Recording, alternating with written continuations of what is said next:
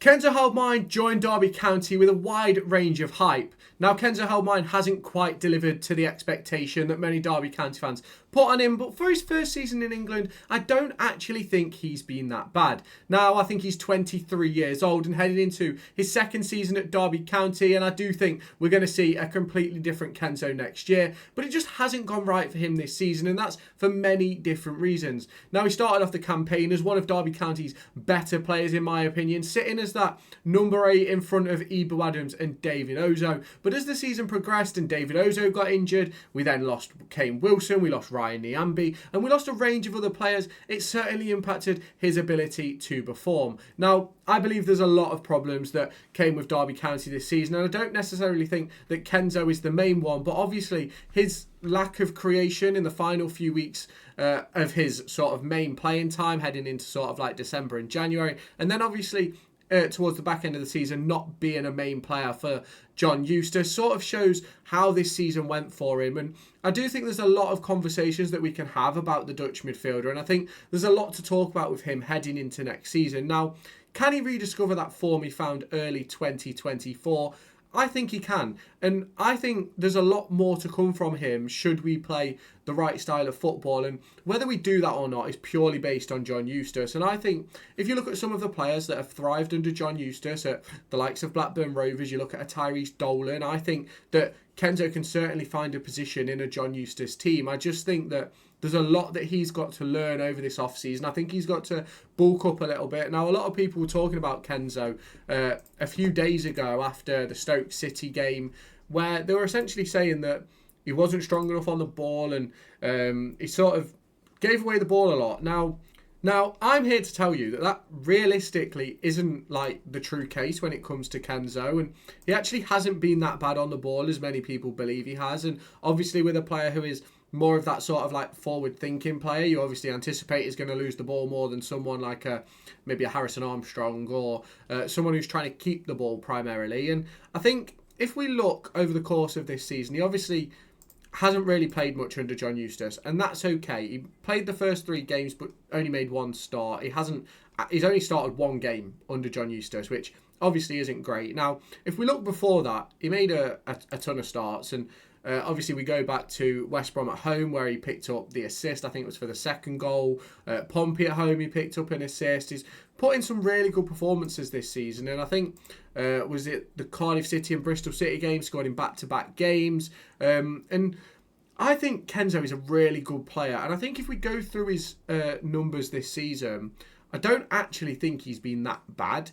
Now, I think he could have 4, 5, 6 assists this season, but the problem that we've had is that many of our players haven't been putting their chances away, and that's the situation we find ourselves in. A 75% pass accuracy isn't awful for a player like Kenzo, who is one of those players who plays those more adventurous balls. You look at chances created, 26. If we put it into a per 90 number, by the way, 74% pass accuracy per game, an average of 1 chance created per game, a successful cross per game.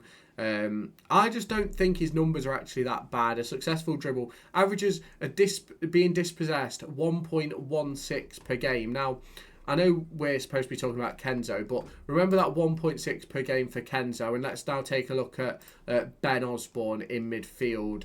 Let's go down to his numbers per 90. Dispossessed 0.90, which doesn't surprise me for a player of the quality of Ben Osborne. If we go to Ibu Adams, I think his will be a little bit lower. Dispossessed 41 times per game, that's 0.97. It's not exact, like you compare Kenzo's to that, and it's not actually that bad, really, is it? Let's be completely honest. You do per 90 on Liam Thompson, dispossessed per game 1.17, the exact same as Kenzo. You go David Ozo, obviously didn't play as much football as everybody else. His dispossession 2 per game. Like when you look at it, Kenzo wasn't dispossessed that much, and obviously dispossessed, if you don't know, that's when you lose possession of the ball because someone takes the ball off you. And I don't think Kenzo was ever that bad on the ball. I don't think he ever lost the ball that consistently where it was such a major problem. I think a lot of people made it a major problem for not a great deal of reason. And I think there's a lot for Derby County to learn from this season with Kenzo. And I do think that when we go into next season, I think as it stands right now, obviously we don't have sort of the greatest sort of team sheet to work with. But you go, obviously, you're Zetterstrom in goal. You've got Wilson right back. You probably go, at the moment, it'd have to be fucking Rooney and Nelson as the centre-backs. You'd have Elder as the left-back. Your midfield three for me right now would be Adams, Thompson and Kenzo. And then, obviously, your front three for me would be Blackett-Taylor, Selverson and probably Mendes-Lang. Now, obviously, we're going to make moves in the summer. We're going to bring players in. And I think that Kenzo and Blackett-Taylor are both going to be incredible additions to the squad properly next season. Obviously, I know Kenzo has played a lot this year, but obviously it's one of those things where I think he had that run of games under Warne where we wasn't really playing football which suited Kenzo, and Kenzo was never really put in the right position. On occasion, he was being played on the left-hand side, which I never really thought made sense. And you sort of, and then obviously, I've made a video about his heat map ages ago, and his hottest spots were the right back position, and that just shows how ineffective we've used him and how ineffective we've made him. And I think that's something for sort of John Eustace to discuss heading into the summer transfer window. And obviously that's something that needs to be discussed with Kenzo, is where does he want to get on the ball?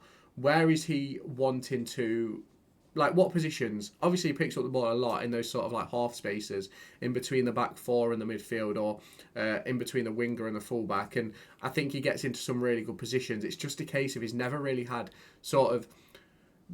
had a run in a position where I think he can be effective. And I think many people will argue with Kenzo that he sort of needs a little bit of a kick up the arse, in my opinion. And I think he knows that he's not been as good as he wants to be this season, and that's something which is going to have to be discussed and delivered heading into obviously next season. And that's something which John Eustace, in my opinion, will work on. And whether that be with Matt Gardner and Keith Downing, or with another coach who he brings into that starting first team, we'll have to have a conversation about that over the summer. But I do believe that Kenzo can be a top midfielder in this league. I think if you'd put Kenzo in Leeds, in Burnley, I think he would look a completely different player, because they play football, and I think that's what Kenzo needs, is come from a environment where no matter what the team is, you get on the ball, you play football. And the way of playing over in Holland is obviously very different to the way of playing over here. It's a lot more physical, it's a lot more beefy, and I don't necessarily think he's been outfought. I don't necessarily think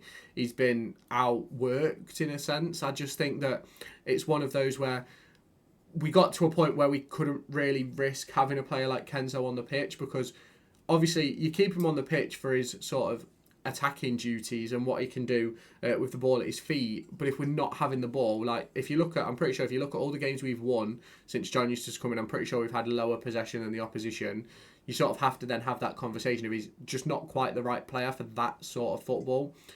But I don't think it's going to be the same next season, and that's why I think Kenzo is going to rediscover his form. I think he's going to have a brilliant second season in England. But if he doesn't, he doesn't, and we've got to move on from it. We've got to bring in the right players, and I do think he can find his form. I think John Eustace will find it, and I think it'll be a very, very good second season for Kenzo Goudmijn. But you can let me know your thoughts down in the comments. If you have not done so already, make sure you hit that subscribe button and turn on the notification bell to stay tuned for all of my latest content.